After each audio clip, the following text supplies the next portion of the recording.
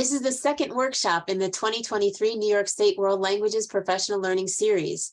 My name is Candace Black, and I'm your World Language Associate in the Office of Bilingual Education and World Languages of the New York State Education Department. Welcome to Real Connections, Leveraging Literacy Strategies for the World Language Classroom.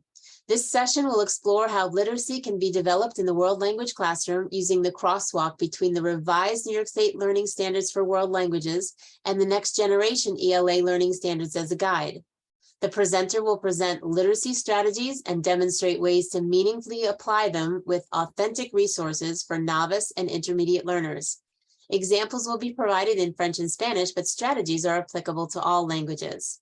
Our workshop presenter today is Beth Slocum.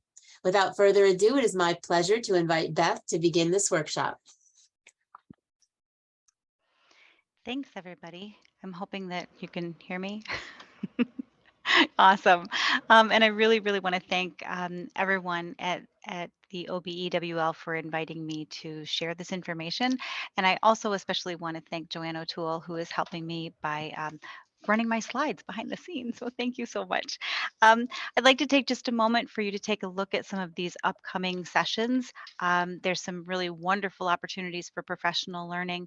Registration is open now and CTLE credit is available. So take a look at some of those dates, check out the information, get registered. And remember, if you can't attend in real time, you can watch those on demand and you can still earn the CTLE credit for that. So thanks, Joanne. Let's keep moving. All right. So we're talking about real connections, leveraging literacy strategies in the world language classroom. Literacy is a huge initiative in my district. So some of the things that I'm sharing today are things that I've used in my classroom, things that I've done in the past, some things that I've adapted, but all with our target and our focus of being mindful of our standards revision. So let's take a look at our symbols first. As Candy had already mentioned, we're asking that everyone stay on mute because we're a pretty big crew today. You will find moments in the presentation where you'll have the little blue Think Alone button. I'm just really asking you to think, how does that apply in your setting for your language? Some things that you're already using, can you use it for that? At the end of the session, we're going to be putting out that chat box icon so you can enter your ideas in the chat, but we ask if you could please reserve the chat for the end when we do that so people don't get distracted. And finally, we have a lot of information in the presentation itself, and all of that information will be in the Google folder that Bill will be posting that link throughout as we go, and all the PDF of the slides will be there at the end of the session. So thanks. So as we look at today's goals, as we are trying to design our instruction, when I first started working on this presentation, I had a lot of goals and then realized that they could be narrowed down to just 2 goals that are very targeted and very focused. I can apply the revised New York State Learning Standards for World Languages to promote literacy development, and I can apply strategies to make interpretation accessible for students across checkpoint proficiency levels. So that's really our focus today. And I want to show you my roadmap. I'm going to be starting with checkpoint A. I didn't really introduce myself, I guess, sorry. I'm currently teaching Spanish at checkpoint A, B, and C in my district in Western New York. And so I'm going to be starting with samples at checkpoint A. And then I'm going to talk a little bit about how I came up with that particular piece of authentic text that I'm using. We'll be looking at a strategy to enter into that text, and then also be looking at some scaffolds for that text to make it accessible to all of our learners. I'm going to start with a sample in Spanish, and then I'll also be including examples in French as well. So when I'm trying to find that text, when I'm looking for resources, I'm looking for things that are real world tasks that are making cultural connections and connecting to the themes and topics. I am very mindful that I am a non-native speaker of Spanish and French, so I'm always trying to provide a variety of resources for my students so we're all learning about the languages and the cultures that we're studying. I also wanted to just point out, as we take a look at the Actful Proficiency Pyramid, which is coming up in our next slide. Thanks, Joanne. Okay. I just wanted to remind everyone that as we look at this proficiency pyramid, this framework is to remind us of what our students can do. And that's really important for us.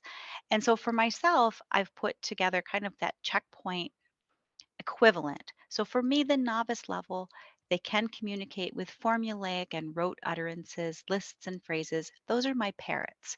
And the students are not creating with the language at this point, but they're repeating and they're memorizing those formulaic chunks. So you're going to see my little icon of some parrots. My intermediate learners, now for us at the state, we know that that intermediate level spans a variety of both checkpoint B and into checkpoint C. So as we take a look at those are our travelers. Those are our students who are beginning to create with the language. They're asking and answering questions on familiar topics. And then I'm extending while I know that my checkpoint C students are, their target range is intermediate high.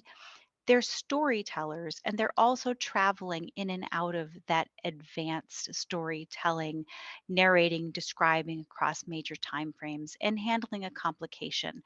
My checkpoint C learners are not able to sustain that level of proficiency across all topics, but certainly there are times when we dip our toes into that pool. So I'll be talking about storytellers as my checkpoint C kids. Okay, so let's get started. We're going to jump right into checkpoint A. We're going to start with our resource. And when we take a look at my first resource, okay, what I'm looking for is something that's strong visual support for my students. So when I begin, first of all, I saw this image, and it really drew me in. And I am an unapologetic bibliophile, so I loved the image myself, and I loved what I could do with it with my students. So I figured they can identify basic facts supported by graphics and visuals. They can identify cultural products and practices in other cultures to help me understand the perspectives using words and phrases with graphic or visual support. So, where did that language come from? Well, that language came right from our revised standards performance indicators. So, using those as a guide, that's where I'm trying to find that piece and how is that going to work for my checkpoint A or my novice level learners. And there we have it right there. So, my first strategy that I decided to use is the See, Think, Wonder from the Harvard Project Zero, which is a visible thinking strategy. And the link to their website, they have some really, really great things. So, in a See, Think, Wonder, how I would set this up, first of all, is we need to really take time to see.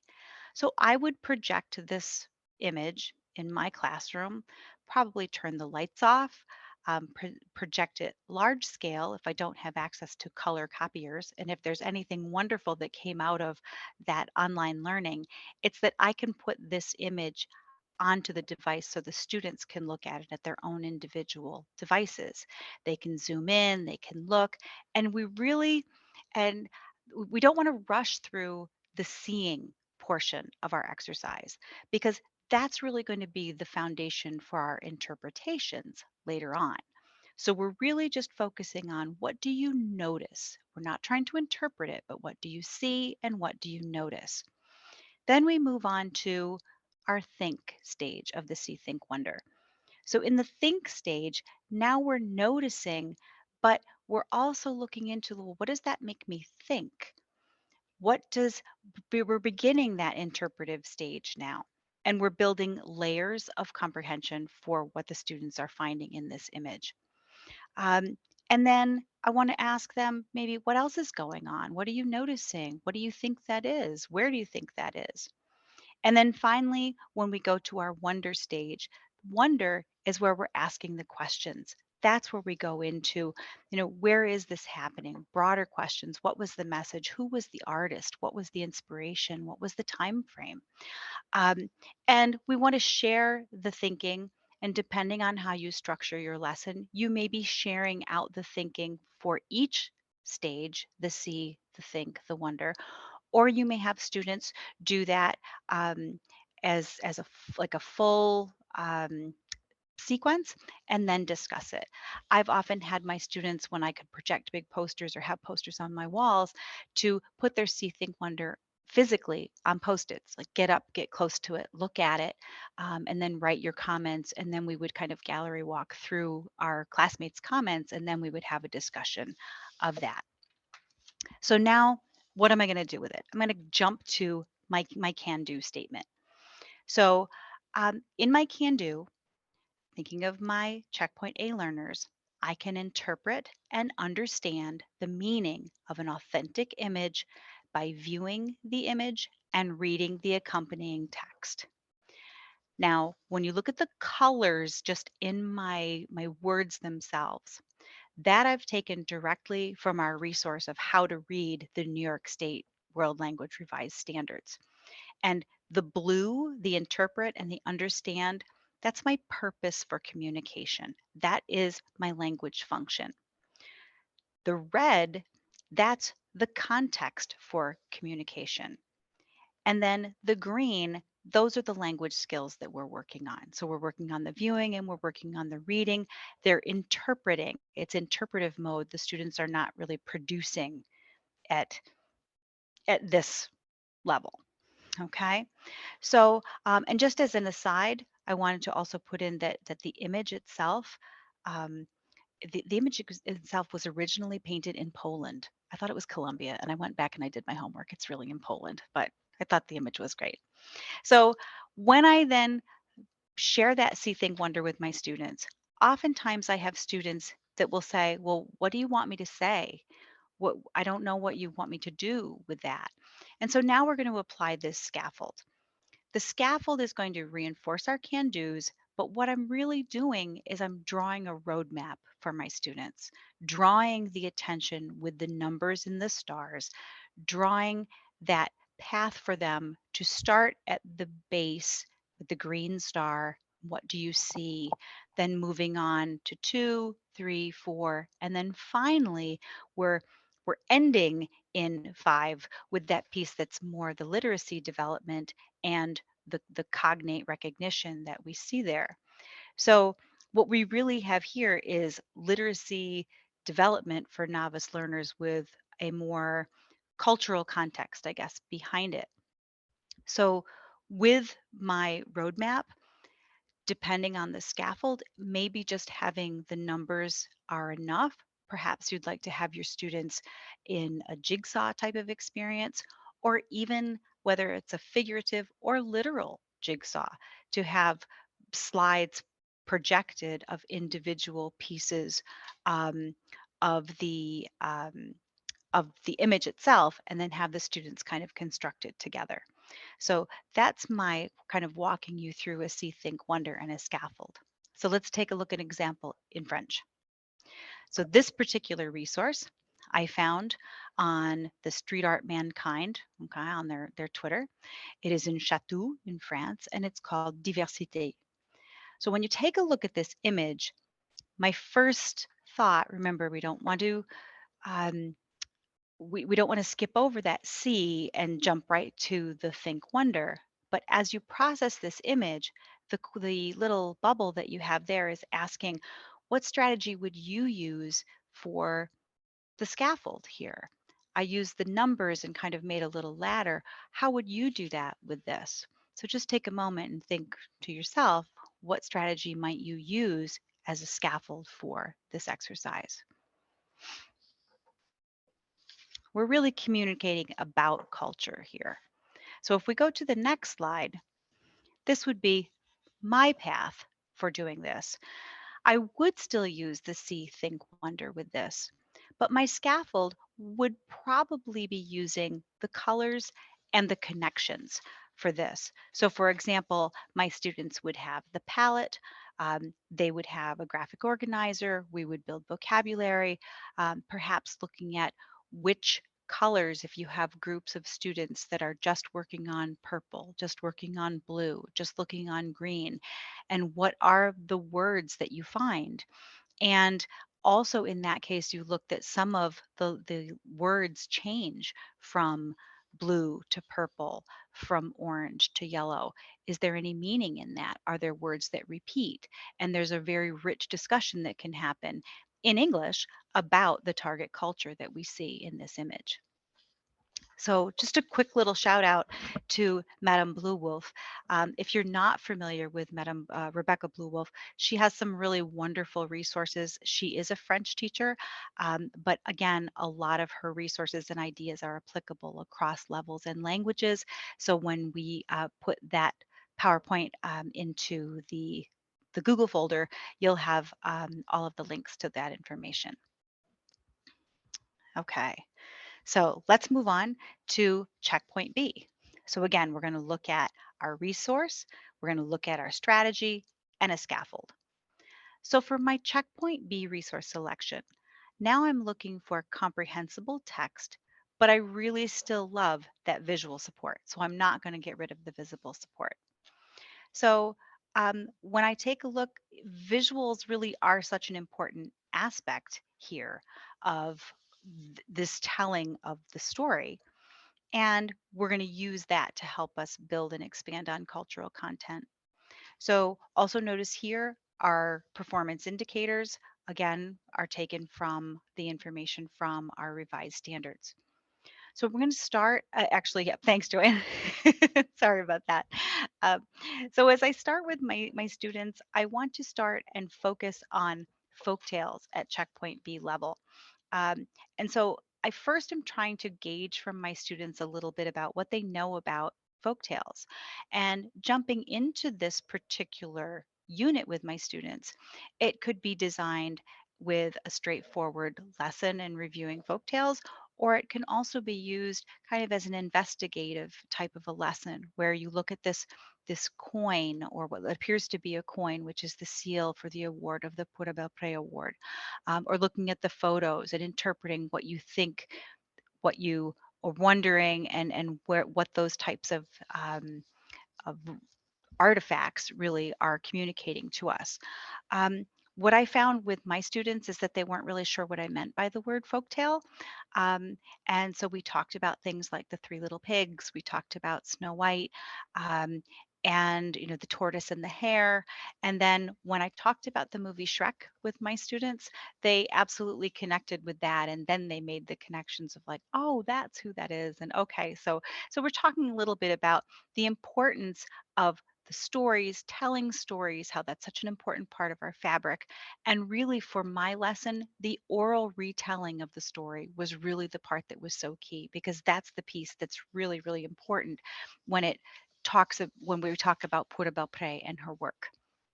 So, as we move into our strategy a little bit more, we're going to be looking at examining the layers that we find not only in the storyteller, but in the story that she's telling. And so, prior to reading the story with my Checkpoint B students, we did a little bit of wasn't really a jigsaw, it was more of a investigation, I guess would be a good word for it, where I had students examine these illustrations separately at different stations in the room. And we tried to construct what we thought perhaps the story would be about. What kind of a story could we tell? And what, again, are you seeing? What are you thinking? What are you noticing about the images themselves? So we're really about examining layers. So I'm going to go into our second strategy. We're looking at the three functions of the interpretive mode. And again, these functions, I'm kind of adapting the Project Zero layers strategy that they use. So we're looking at the literal comprehension of the story, the between the lines, what is the hidden story that's there? And then going beyond the story, what is the message that we see there?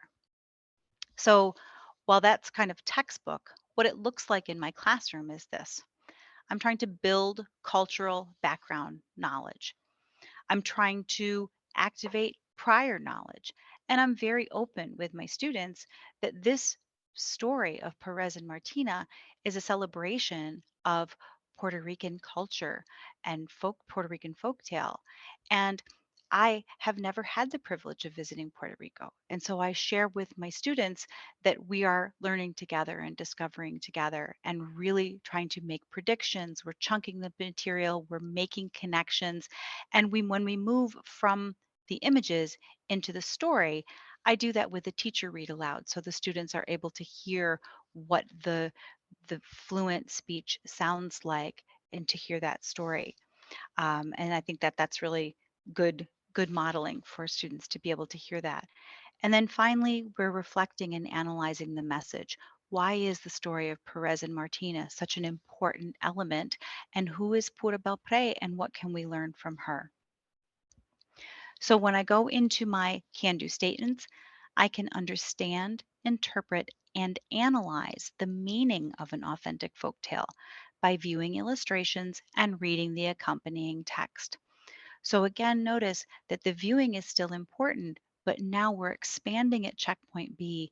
We're not just understanding, but also we're interpreting and analyzing. And this particular lesson also has a cultural can do. I can use the target language to describe the meaning of an authentic folktale as well as the suggested cultural perspectives. So as I move into the lesson, I want to show in the next slide just a quick example of how we can build that background knowledge and appeal to the senses. In addition to colorful illustrations and flowers and clothing and things that are very striking, there is also text here that provides an appeal to the senses. So we're talking about cooking in a pan and putting in the rice and the coconut juice and almonds and raisins and mixing it all and adding a little dash of sugar, a little touch of sugar. So it's really kind of a pause within the text and within the lesson to talk about how is that different from maybe some of the other folk tales that we've read that we've seen, dry bread and broth that was being served or potatoes that were being served. How is this different and what does this tell us about the background of, tells us about the culture that we're studying here? So um, within this piece, and I'm going to share here with French a little bit about our scaffolding. um, Oftentimes, when you're scaffolding, it's tiering with the text. And so, for example, for a folktale of Puss in Boots, there is this wonderful resource that has on the right hand side that has lots of infographics um, for checkpoint A or novice level learners. The centerpiece is actually the read aloud of the story. And then finally on the left hand side, it's part of the Metropolitan Museum collection of Perrault's stories of his Les Contes de Perrault, which unfortunately right now is in the like rare book room and it's not on display. But this scaffold for us might be a way for us to include all of our students. And for some, we might be using the infographic style. For others, we might be listening to the audiobook. And still a third group might be looking at the text itself in the storybook style. This also bears in mind for me that many of us are teaching multiple levels. We're teaching checkpoints A, B, and C. So this is an opportunity for us to use that same information, but at multiple entry points. So in your little think aloud or think to yourself, sorry, not think aloud, your think bubble, do you have a favorite folktale that you would use? Are there any resources that you would think of that maybe that you're already teaching and could you apply any of these? And now, Joanne, thanks. So while we're on that topic of many of us teaching multiple levels, if you remember this image that we were using at checkpoint A, there's also an opportunity. You don't want to abandon a resource. And I'm always amazed by all of the incredible educators out there that find one great resource and they can mine it for all different levels. This is my small attempt to include that as well. With this visual that we used, we also have here a way that we can adapt the task, but not the text itself, multiple entry points. So for example, the link that's on this slide is a newspaper article about this artistic piece and about the artist herself and the work that she has done. And then we can move beyond to the artist website. The artist website is in French and in English and has information about her work and her inspiration. And there's also, even beyond that, this artist has been part of mural projects around the world. And she even has a piece at the Generation Equality murals in New York City.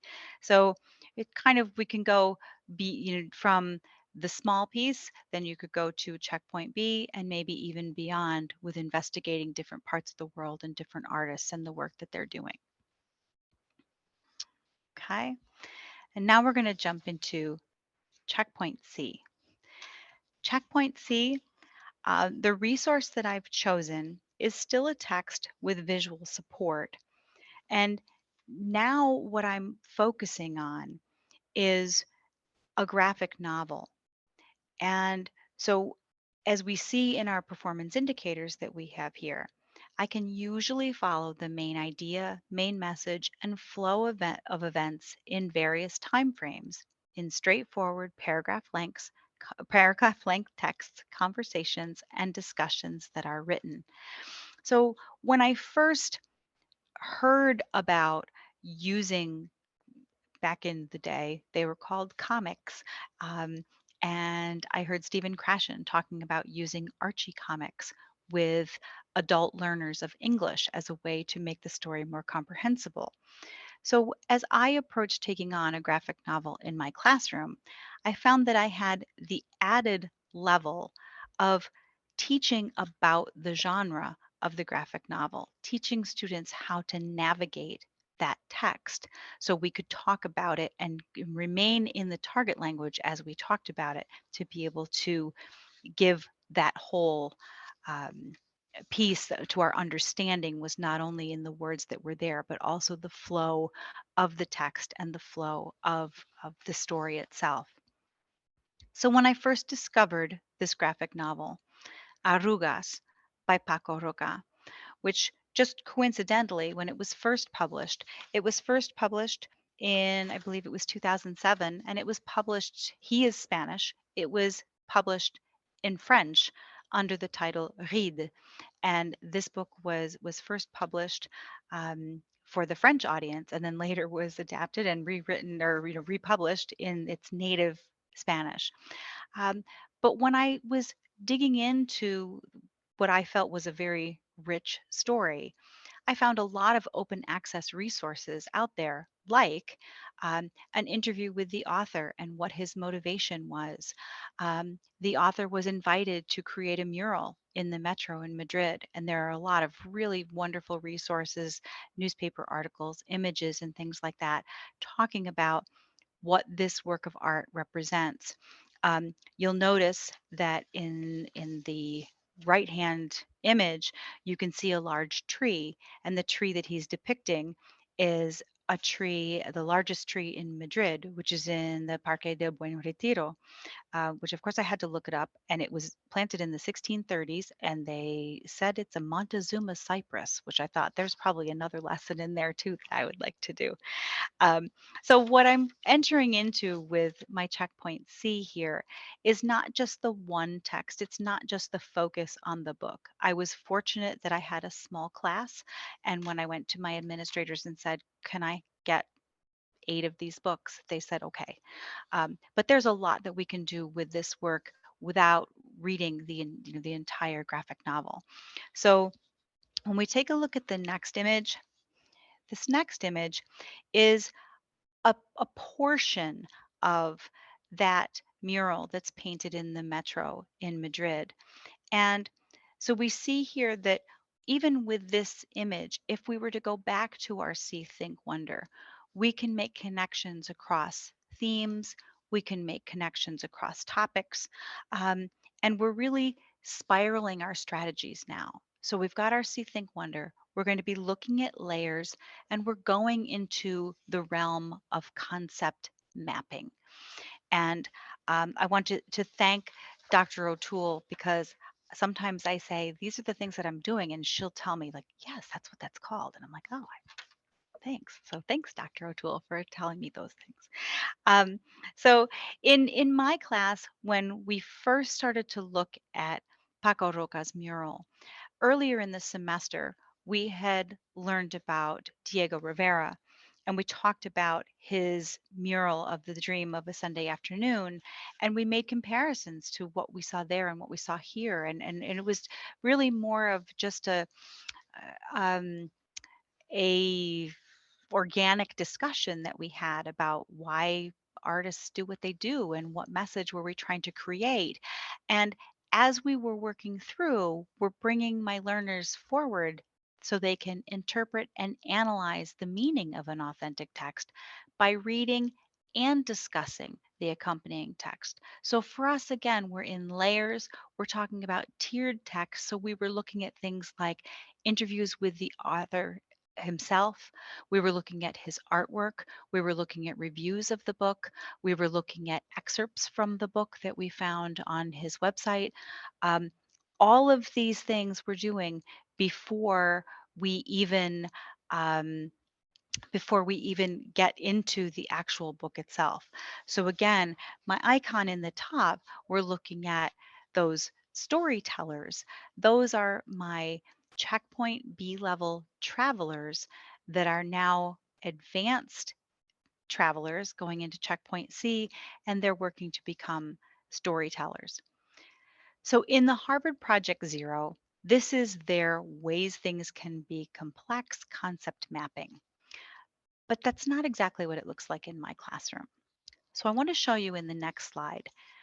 This is how I take this piece of work.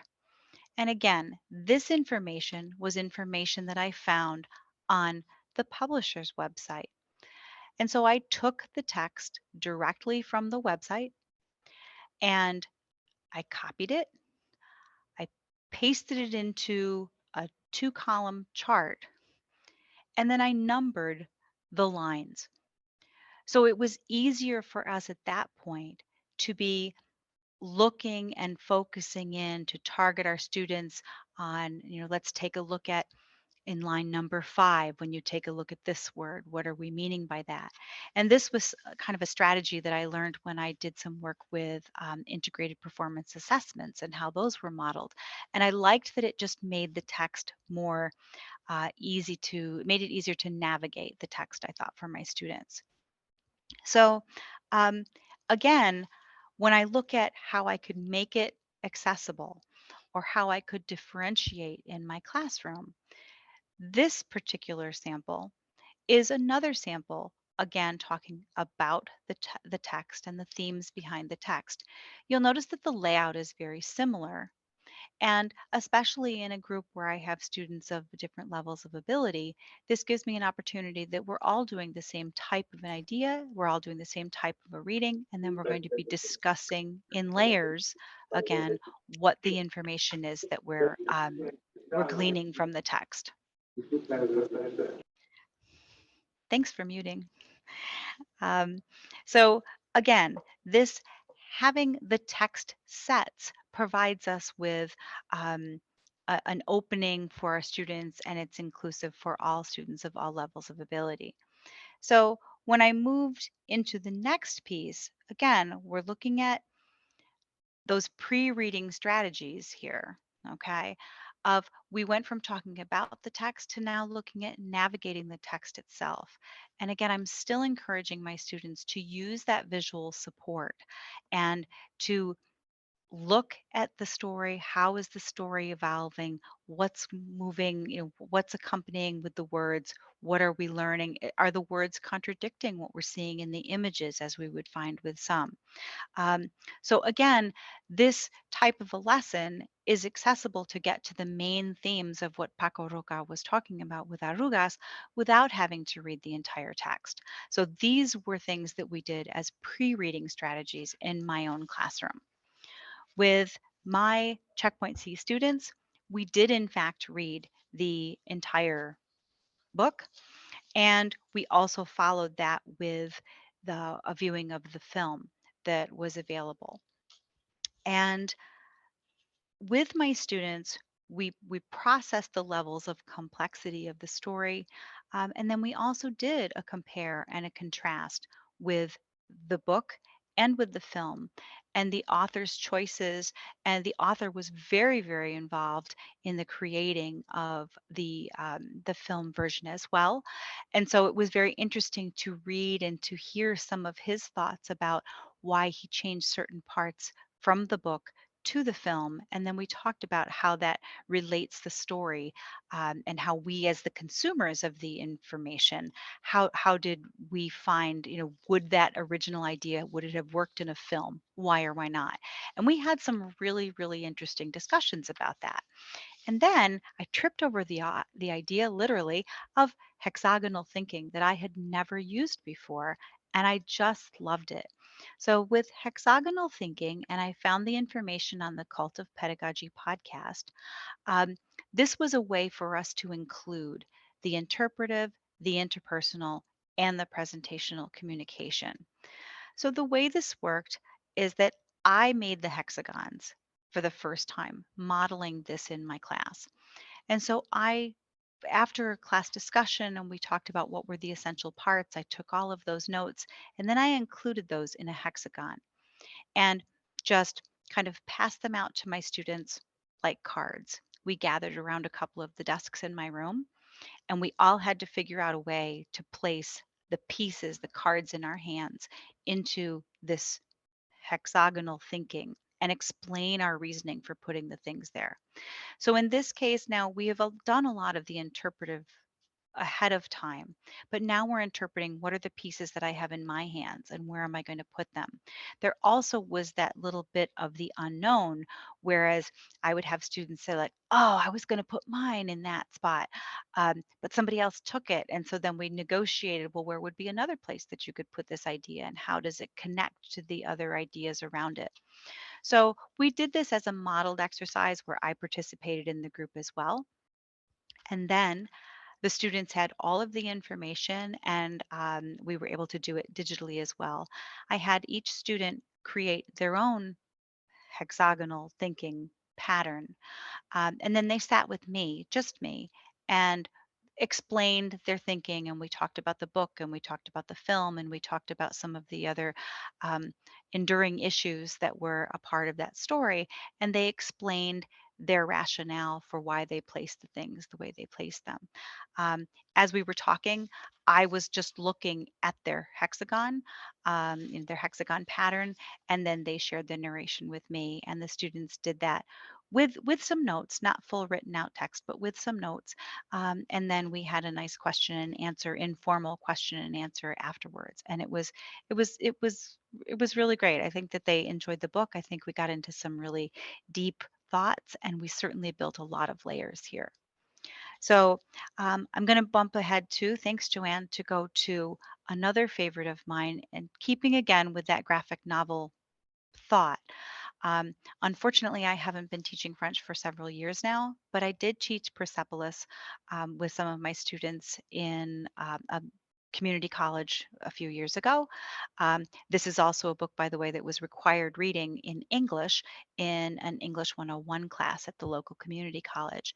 Um, but again, if we're looking, for a shared type of a text and experience, there's lots of really wonderful information about Persepolis, lots of open access materials, interviews with the author, and other articles about it. Um, there are many levels of complexity to and layers to investigate with this. Um, and also, you'll find that there is a film out there in French and in English, and also probably in other languages as well if you wanted it. So I just wanted to put that out there as well. And it's a fabulous, fabulous, fabulous book. And so that's that. But wait, there's more. Um, this particular document that I absolutely fell in love with is the crosswalk between our revised standards and the next generation anchor standards. I don't know if you're like me. Um, I've been teaching for quite a lot of years now, and I've had a lot of administrators or observers come into my room and tell me, I don't speak fill in the language. Um, so I'm not really sure. Like, I know what good teaching looks like, but I don't know what it is that you're saying. Um, and I've found this tool to be such an incredible tool for my discussions with my administration. After 25 years of teaching, I'm a non tenured teacher again in a new school. And so I find this piece to be so helpful because literacy is the big buzzword in my district. So when you take a look at just the four that I've flagged there, so for example, um, the Next Gen Anchor Standard 1 for reading. Read closely to determine what the text says explicitly, which is understanding, implicitly to make logical inferences from it. That's our interpretation. And cite specific textual evidence when writing or speaking to support conclusions drawn from the text. That's analyzing. So I have taken to designing my lessons and taking this incredible tool that Dr. O'Toole built for us and to use this as that tool to advocate for my program and for how wonderful we can support our learners across the curriculum in what we do in language class. So I want to just show you when we bump ahead to the next slide. If you remember this first piece that we talked about at checkpoint A, um, in ELA speak, it's an R2 and an R5. We're analyzing text structure here, including how specific sentences, paragraphs, and larger portions of the text relate to each other and the whole. Um, so that's language that my administrator, who is not a language person, can understand. Okay, if we bump ahead to the next one. Okay, now we're looking at an R1 and an R3. Analyze how and why individuals, events, or ideas develop and interact over the course of a text. That is what we're doing when we're reading and understanding Perez and Martina and what happens there. Only we've got it with a little bit more flair because we're doing it in the language as well. And then we've got a couple more. I threw them all into one slide. For my checkpoint C, my R5, again, we're analyzing the structure, or in R7, we're integrating and evaluating content presented in diverse media and formats. We're analyzing. We looked at videos, we looked at tweets, we looked at the text itself, we looked at information about the text. We're doing all of that. And it was some number of years ago that someone said that in language we're like Fred Astaire and Ginger Rogers. We can do it, backwards and in heels when we do it because we're building all of these layers in. So when we go back and we take a look at our goals for today, I can apply the revised New York State Learning Standards for world languages to promote literacy development. I hope that I was able to provide some things that were helpful for that. And I can apply strategies to make interpretation accessible for students across checkpoint proficiency levels and hopefully across languages too. I hope we were able to do that today.